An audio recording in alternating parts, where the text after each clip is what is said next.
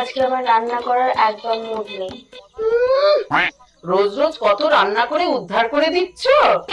যাই হোক, আমার আজকে রান্না করতে ল্যাদ লাগছে। আমিও বাবা রান্না করতে আজকে পারবো না। তাহলে আপনার ছেলেকে বলুন। না না, আমি তো রান্না পারি না।